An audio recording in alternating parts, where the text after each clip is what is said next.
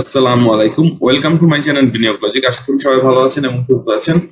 And, আজকের টপিকটা অনেক দিনের অনেকেই বলে আসতেছিল বেস্ট হোল্ডিং নিয়ে আসলে একটু আলোচনা করার জন্য। বেসিক্যালি আমরা জানি যে 30 এপ্রিল 29 এপ্রিলের মতো বেস্ট হোল্ডিং একটা ডিক্লারেশন আসছিল, প্রাইস সেন্সিটিভ নিউজ, ওইটা নিয়ে আলোচনা করবো বেসিক্যালি আজকের ভিডিওতে। এবং বেস্ট হোল্ডিং এর একটু টেকনিক্যাল চার্টটা দেখাবো, প্রাইস কত যেতে পারে আমার ধারণাতে বলবো।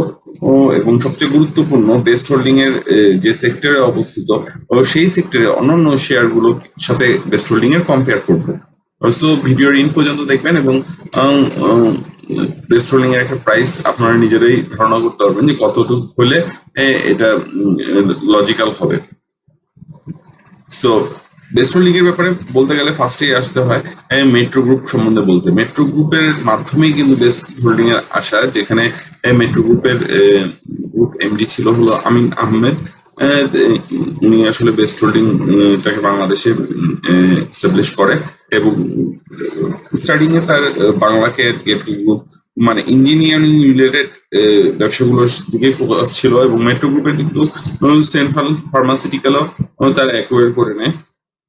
আল আমিন কনস্ট্রাকশন কোম্পানি, এই কোম্পানি ইঞ্জিনিয়ারিং কোম্পানিটা বিল্ড করা হয় এবং বিভিন্ন ব্রিজ টিজ করে ছোটখাটো ও মিডিয়াম সাইজের, এবং তার মাধ্যমে বেস্ট হোল্ডিং এর কনস্ট্রাকশনটাও তারা করে। তো এই হলো বেস্ট হোল্ডিং এর মেনলি উৎপত্তি।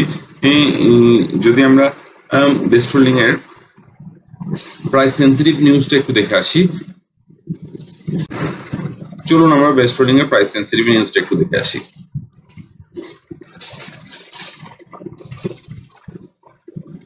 এখানে দেখতে পারেন বোর্ড 29 এপ্রিল সন্ধ্যা 7টার সময় যে জেনারেল মিটিংটা হয়, সেখানে বেস্ট হোল্ডিং এর প্রাইস সেন্সিটিভ নিউজটা দেওয়া হয়। নেট অ্যাসেট ভ্যালু মানে 5,661 করোড়, যেটা কিনা আগের বছরে ছিল 5,179 করোড়ে। কনসোলিডেটেড যদি হিসাব করা হয় তাহলে অলমোস্ট সেম এর মতো। তো নেট অ্যাসেট ভ্যালু আমরা দেখতে পারতেছি যে বেড়েছে। তারপরে যদি একটু দেখা হয় নেট অ্যাসেট ভ্যালু পার শেয়ারে, তাহলে 58.88 কারেন্টলি চলতেছে, যেটা আগে ছিল 55.96 সেম কনসোলিডেটেড ইয়ারে, মানে জুলাই টু মার্চ 2024-এ। এবং যদি আমরা দেখি যে নেট অপারেটিং ক্যাশ ফ্লো পার শেয়ার, যেটা আগের তুলনায় বেড়েছে, এটা একটা ভালো দিক। যদি আমরা দেখি আর্নিং পার শেয়ার, তাহলে কিন্তু দেখতে পারতেছি ক্লিয়ারলি আর্নিংটা বেড়েছে। কনসোলিডেটটাই যদি দেখি 1.09 কারেন্টলি এবং 0.86 যেটা ছিল আগের 9 মাসের, জুলাই টু মার্চ 2023 পর্যন্ত, যেটা ছিল 0.86, সেটা কিন্তু বেড়ে দাঁড়িয়েছে 1.09। এবং আর্নিং পার শেয়ার ইন ডিউলেটেড 1.10, যেটা হইতেছে আগে ছিল 1.09। তো খুব সামান্য পরিমাণ আসলে ইপিএস বেড়েছে, যেটার জন্য শেয়ারের কতটুকু মানে ওরকম চেঞ্জ আহামরি ইপিএস তারা এখনো দেয়নি। ও রিসেন্টলি একটু বলে আসতে হয় যে বিএইচএল মে মাস থেকে 2024 থেকে মে 2 তারিখ থেকে তারা আরো 58টা রুম তৈরি করতেছে এবং এই রুমটা নেক্সট 6 মান্থের মধ্যে কমপ্লিট হবে, যেটা কিনা তাদের সেলস আরো বাড়ায় দিবে এবং প্রফিটেবিলিটি হোপফুলি ইনক্রিজ করে দিবে। সো আমরা আশা করতেছি যে তারা দ্রুতই এই রুমগুলো বানিয়ে ফেলুক। এবং আরেকটা জিনিস একটু বলার অপেক্ষা রাখে, যেমন ধরেন সি পার্লের সাথে যদি আমি একটু মানে দেখি যে ব্যবসায়িক যে ধরনটা, বেসিক্যালি ঢাকার মধ্যে হোটেল ব্যবসাটা বেশ কম্পিটিটিভ হয়ে গিয়েছে এবং যেমন ওয়েস্টিন এর প্লেসমেন্ট আর বেস্ট হোল্ডিং এর প্লেসমেন্টটা কিন্তু আলাদা। বেস্ট হোল্ডিং কিন্তু চাইছিল যে ডিসিসি মার্কেটে তারা 33 তলা বিল্ডিং করবে, কিন্তু আসলে ওখানকার মালিকের সাথে হয়নি, হয়ে ওঠে নাই। তো ওয়েস্টিনের যে প্লেসমেন্টটা, সেখানে কিন্তু মানুষের মুভমেন্টটা অনেক বেশি থাকে রেদার দেন বেস্ট হোল্ডিং এ, এই লা মেরিডিয়ানে। বাট লা মেরিডিয়ানের আবার এয়ারপোর্ট থেকে কাছে, সো এয়ারপোর্টের আশেপাশে কিন্তু অনেকগুলো হোটেলের কাজ চলতেছে এয়ারপোর্টের কাছাকাছি। তো এই কারণে একটু কম্পিটিটিভলি বেস্ট হোল্ডিং কিছুটা কম্পিটিটিভ কন্ডিশন আছে। আর সিপালের সাথে যেটা বলতেছিলাম, সিপালে কিন্তু যখনই আপনার সিজনাল সময়গুলো সিপাল অনেক ভালো ব্যবসা করে এবং ওই অনুযায়ী তাদের ইপিএস ডিক্লারেশন গুলো আসতে পারে। তো বেস্ট হোল্ডিং এর ক্ষেত্রে এখানে একটু যে সিজনাল ব্যবসা সাধারণত ও ঢাকার মধ্যে হোটেলগুলো বেশি করতে পারে না। টেকনিক্যাল চার্টটা একটু দেখি তাহলে বেস্ট হোল্ডিং এর কারেন্ট যে কন্ডিশনটা আছে তাতে কিন্তু প্রাইসটা একটা সেফার জোনেই অবস্থান করতেছে, খুব বেশি বাড়তি না খুব বেশি আবার পড়াও না, এবং সাপোর্ট লেভেলটা 34-35 এর দিকে আছে, যেটা একটা ভালো দিক। এটা সাপোর্ট থেকে খুব সামান্য কিছুটা ওপরে, খুব বেশি ওপরেও না কারেন্টলি। আরএসআই যদি আমরা একটু দেখি, আরএসআই এই 59.88 চলতেছে কারেন্টলি, একটু হাই আরএসআই আছে। কিন্তু কারেন্ট যে মার্কেটের কন্ডিশন এবং সার্ভিস এবং হোল্ডিং সেক্টরের যে কন্ডিশন আমরা একটু পরে দেখতে পারবো, ও সেটা দেখলে আপনারা বুঝতে পারবেন যে এটা প্রাইসটা খুব বেশি, এই মুভমেন্টটা আসতেছে না কেন। ও ইন্টারেস্টিংলি জাস্ট আগের দিনে বেস্ট হোল্ডিং এর কিন্তু একটা বড় ধরনের বাই এই প্রেশার আমরা দেখতে পেরেছি এবং সেই অনুযায়ী সেল প্রাইস একটা কিছুটা লো আছে, এটা একটা পজিটিভ দিক নেক্সট মুভমেন্টটা পজিটিভ থাকার ক্ষেত্রে। এবং যেখানে আমরা ওয়েটেড মুভিং এভারেজ এবং ওয়েটেড মুভিং এভারেজ এটা একটা অপরকে ক্রস করতেছে দেখতে পাচ্ছি, এবং এই ক্রসটা হোপফুলি ভালো দিকেই যাবে। কিছুটা ওয়েট করতে হচ্ছে আমাদের এই শেয়ারটার পিছনে, কারণ অনেকে এশিয়াটেকের সাথে কম্পেয়ার করতেছে। আসলে এশিয়াটেক ফার্মাসিউটিক্যাল এক, সেকেন্ড হলো এশিয়াটেকের শেয়ারের সংখ্যা কম, যেখানে বেস্ট হোল্ডিং এর শেয়ারের সংখ্যা বেশি আমরা সবাই জানি। সো এই শেয়ারটাকে মুভ করানোটা একটু ডিফিকাল্ট, এবং মুভ করলে কিন্তু ইন্ডেক্সের উপরেও কিছুটা প্রভাব আসে। তো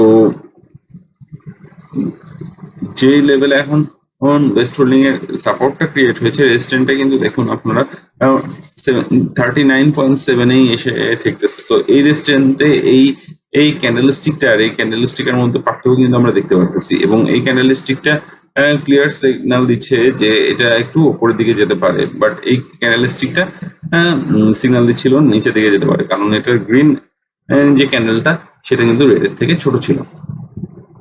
আর এটার মূলত রেজিস্ট্যান্ট যদি আমরা বলি তাহলে 45 টাকায় কিন্তু একটা রেজিস্ট্যান্ট পাবে।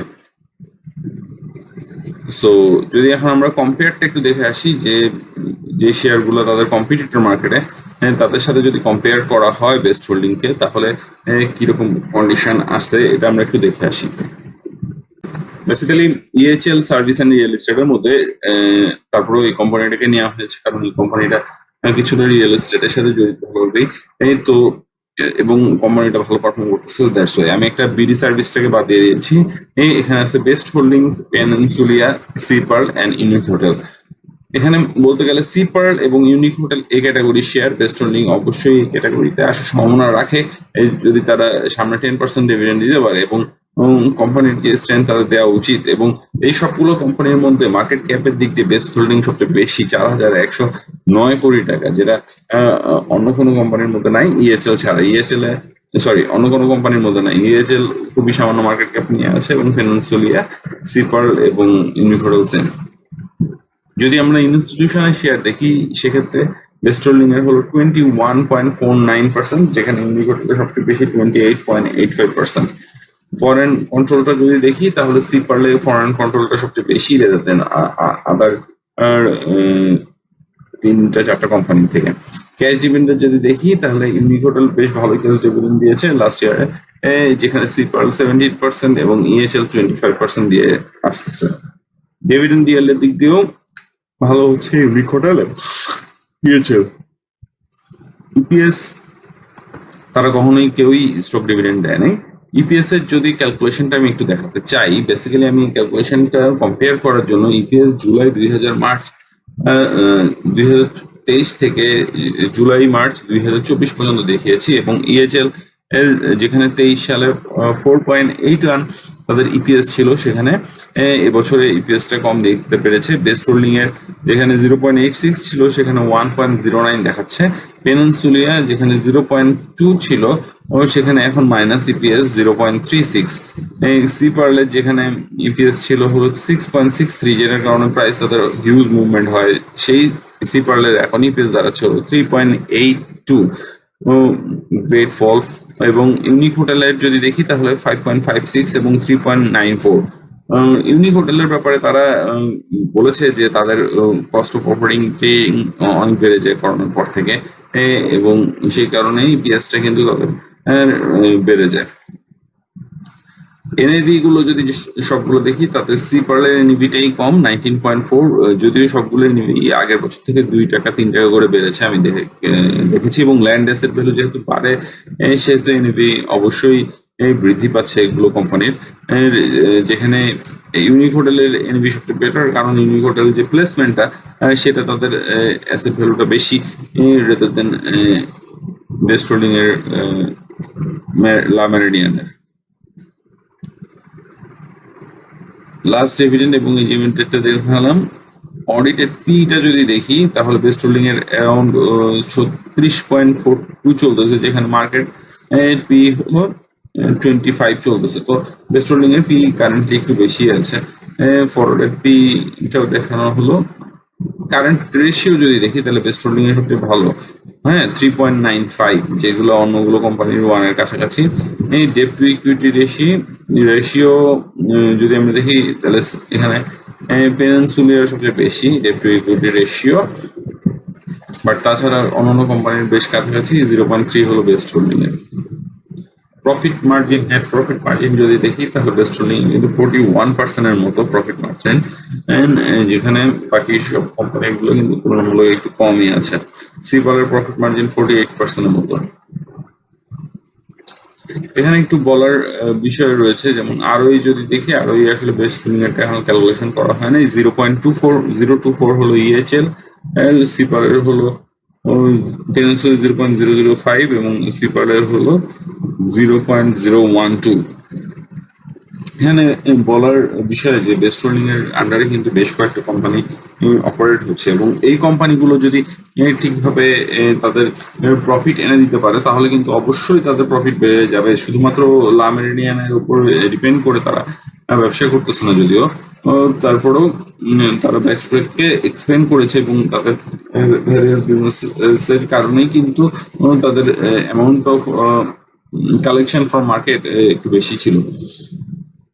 তো এইগুলো আশা করেই আমরা ধারণা করতে পারি যে বেস্ট হোল্ডিং অবশ্যই বাড়া উচিত।